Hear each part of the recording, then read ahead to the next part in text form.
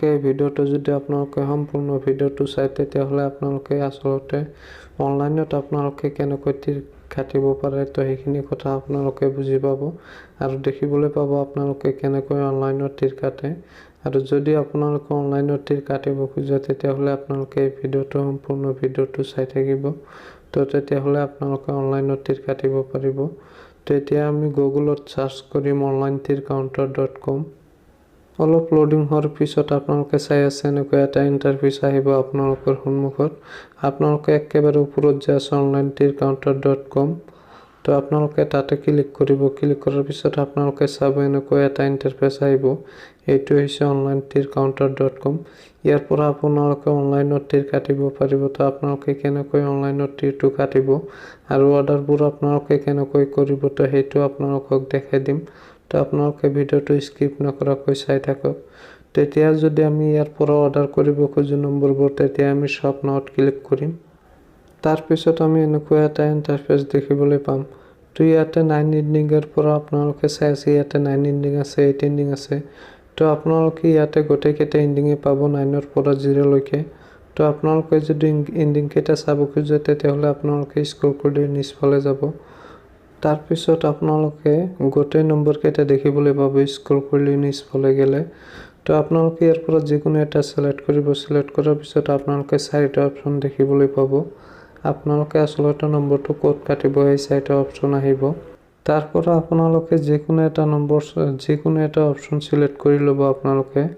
আপোনালোকে আচলতে নম্বৰটো ক'ত কাটিব। তো যিকোনো এটা সিলেক্ট কৰি লোৱাৰ পিছত আপোনালোকে ইয়াতটো চাৰ্ট কৰিব। এডটো চাৰ্ট কৰাৰ পিছত আপোনালোকে চাব ওপৰত ৰাইট সাইডত আপোনালোকে এটা চাব তাতে আপোনালোকে ক্লিক কৰি আপোনালোকে এনেকুৱা এটা ইণ্টাৰফেচ দেখিবলৈ পাব। মানে ইয়াতে আপোনালোকে অৰ্ডাৰবোৰ আপোনালোকে প্লিজ অৰ্ডাৰত তেতিয়া ক্লিক কৰিব লাগিব তেতিয়াহ'লেহে আপোনাৰ অৰ্ডাৰটো হ'ব। তেতিয়া আমি প্লিজ অৰ্ডাৰত ক্লিক কৰিম। তাৰপিছত আমি ইয়াৰ পৰা আমি পে কৰিব লাগিব।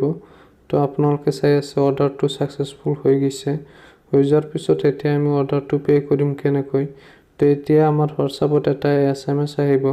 তো আপোনালোকে আপোনাৰ হোৱাটছআপ নম্বৰটো দি কনফাৰ্ম কৰি ল'ব।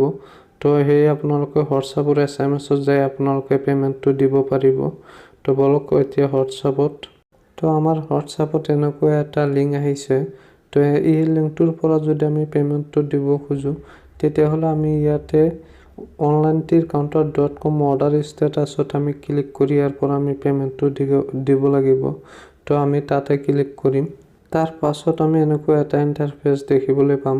তো ইয়াতে 3টা অপচন আছে। আমি এই 3টা অপচনৰ ভিতৰত যিকোনো অপচনৰে আমি পে কৰিব পাৰোঁ আৰু আফটাৰ আমাক পে'মেণ্টটো কেনেকৈ দিব সেইটো আপোনালোকক ক'ম। যদি আপোনালোকে পে'মেণ্টটো পায় তেতিয়াহ'লে আপোনাৰ হোৱাটছআপত আপুনি পে' নম্বৰটো তাক দি দিব আৰু সিহঁতে আপোনাক পে'মেণ্টটো আপোনাৰ পে' নম্বৰত পে'মেণ্ট কৰি দিব।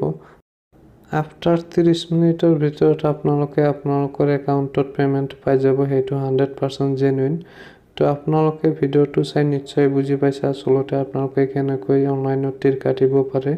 তো আপোনালোকে অনলাইনত তীৰ কাটিব আৰু ভিডিঅ'টো শেষলৈ চোৱাৰ কাৰণে ধন্যবাদ জনাইছোঁ আপোনালোকক।